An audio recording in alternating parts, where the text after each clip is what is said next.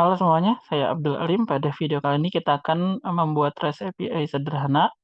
Lalu di sini kita bakal ngapain aja, kita coba jelasin dulu terkait REST API, JSON, terus kita coba buat REST API, sama nanti kita juga perlu tahu ya apa yang disebut Thunder Client sendiri ini, gitu ya. Nah, sebelum kita ke praktiknya, kita coba bahas dulu sedikit teoretiknya. Jadi, apa itu REST API? Oke, sebelum ke REST API sebenarnya harusnya kita perlu tahu apa itu API. Jadi API itu adalah Application Programming Interface. Ya gampangnya itu adalah ya antarmuka atau aturan lah ya, yang memungkinkan kita berkomunikasi antara perangkat lunak gitu atau software gitu ya. Ya biasanya paling umum kita nyebutnya ada klien sama server gitu ya. Untuk penjelasan itu mungkin, lebih detailnya mungkin saya akan buat video yang, lain gitu ya, kita balik lagi ke REST API. Nah, salah satu API, yang terkenal gitu ya, yang sering dipakai banyak orang juga adalah REST API. Nah, REST API sendiri singkatan dari Representational State Transfer, yaitu konsep arsitektur mendefinisikan aturan membangun layanan web di sini. Jadi di sini bakal fokusnya ke resource sama action, gitu ya.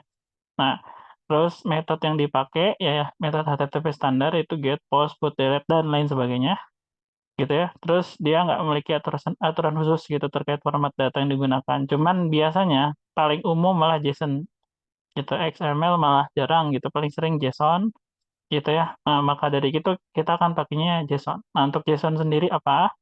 Nah, JSON sendiri itu adalah JavaScript Object Notation, ya sesuai dengan namanya berarti ini JavaScript ya. Itu merupakan teks format, yang digunakan untuk menyimpan data. Bentuk umumnya kayak JavaScript Object, bener-bener persis. Jadi kalau teman-teman lihat contoh formatnya, ini ada sebuah, kurung kurawal, terus ada propertinya, sama ada value, ada properti lagi, value lagi, terus ada kurung kurawal tutupnya gitu.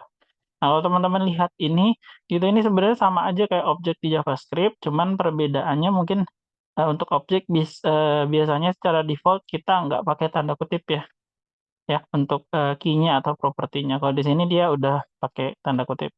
Nah, penggunaan yang lain seperti array gitu ya, dalam objek dan lain sebagainya itu masih memungkinkan.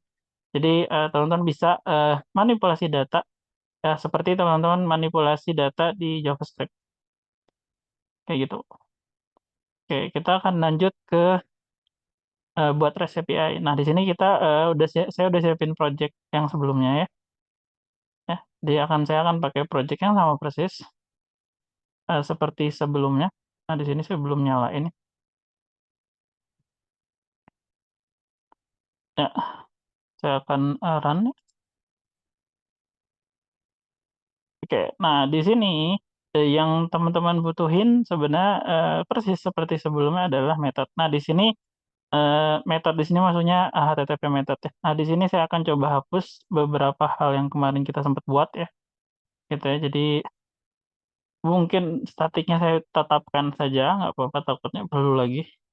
Jadi kita bikinnya yang, kosongannya aja dulu.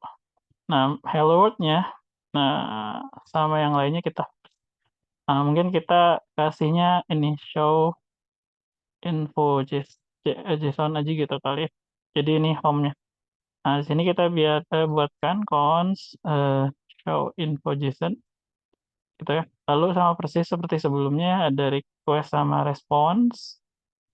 Ya ini kalau misalnya teman-teman lupa tinggal lihat aja parameternya apa duluan, ini saya juga sempat lupa. Nah ini bisa dilihat ya rec sama res.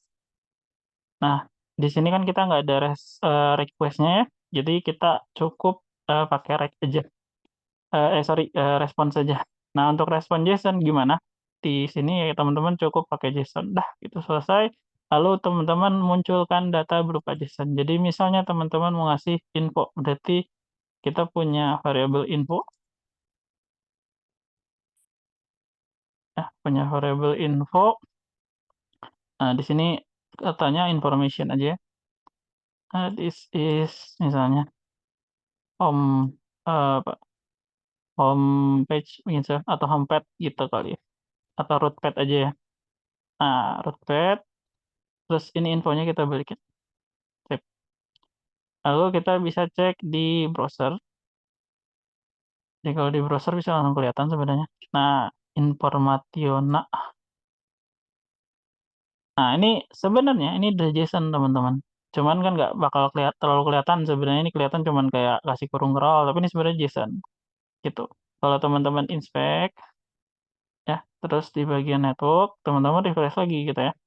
Networknya di sini ya, ini ada elemen, ada konsol, ada course, ada network. Teman-teman refresh di sini, nah teman-teman balikin datanya. Nah, responnya udah berupa gini, ini udah bisa diatur biasanya sama kita. Ini berupa JSON sebenarnya. Intinya ciri khasnya tuh yang kayak gini, teman-teman. Tentu ada kurung roll, titik koma, kurung roll. Ini ciri khasnya. Itu. Nah, kalau pengen lebih kelihatan lagi, kita perlu yang namanya ini apa namanya klien ya. Salah satu klien tools klien yang kita. Nah, biasanya yang kita pakai untuk nyoba-nyobain JSON gitu ya, sorry, mencoba-nyoba REST API itu biasanya Postman gitu. Cuman, kalau Postman ya teman-teman perlu download dan lain sebagainya, perlu login juga sebenarnya.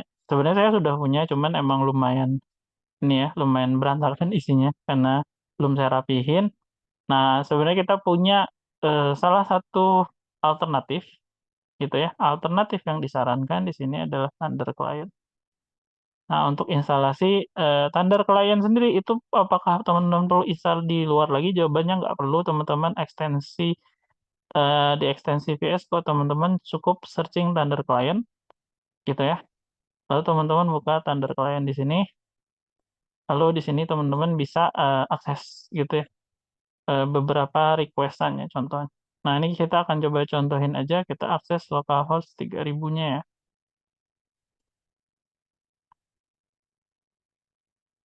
refresh. Nah, teman-teman bisa dapat ya. Nah, ini respon yang sesungguhnya bentuk JSON-nya seperti ini.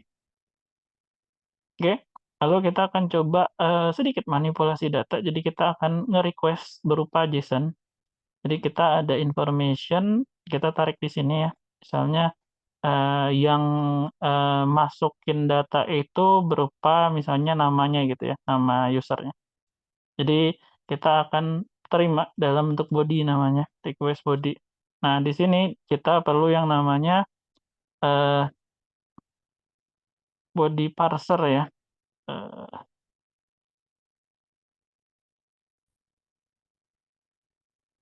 Nah, untuk ngambil request body di sini kita memerlukan namanya body parser biasanya. Cuman, untuk Express sendiri teman-teman bisa pakai yang lain namanya Express JSON.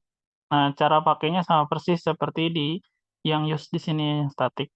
Jadi kita cukup, panggil di sini ya, secara umum aja untuk semuanya. Terus kita panggil JSON. Nah, di sini dia akan bisa nerima body JSON, karena di sini ada body parser-nya, teman-teman. Jadi teman-teman nggak perlu, install body parser tersendiri gitu ya, terpisah gitu, ini bisa teman-teman pakai alternatif yang di sini. Nah, di sini dia akan nerima body gitu ya. Ini saya kasih contoh buat nerima request-an aja ya, karena request-an kan kalau kemarin kita nyobanya via param ya, ataupun URL query. Nah, kalau untuk sekarang kita coba terima dalam bentuk body JSON gitu ya. Nah, di sini kita biar enak ya, kita coba tangkap dulu datanya seperti apa. Jadi kata console log, request body gitu ya. Nah, ini biasanya saya pakai objek lagi biar lebih enak dibaca sih tujuannya itu. Kalau teman-teman nggak pengen kayak gini, buat debugging-nya itu bebas. Tuh, oke.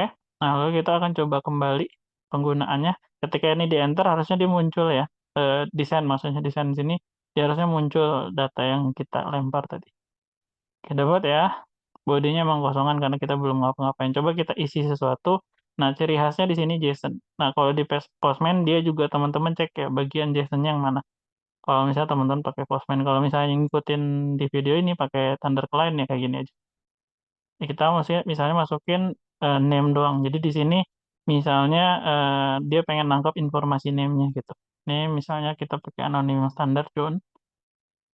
Nah, dia udah datanya ya. Nah, datanya teman-teman bisa olah gitu. Ya, bisa pakai destructuring atau langsung aja. Misal kalau pakai destructuring berarti teman-teman terima dalam bentuk name di sini request.